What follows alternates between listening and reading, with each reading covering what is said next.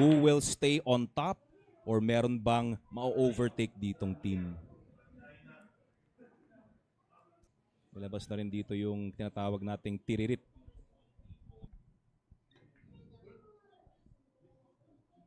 Okay, wow. Okay, very nice control. Kapitan Edgy Geronimo now.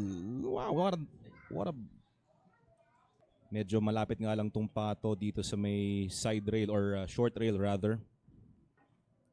Securing the pot.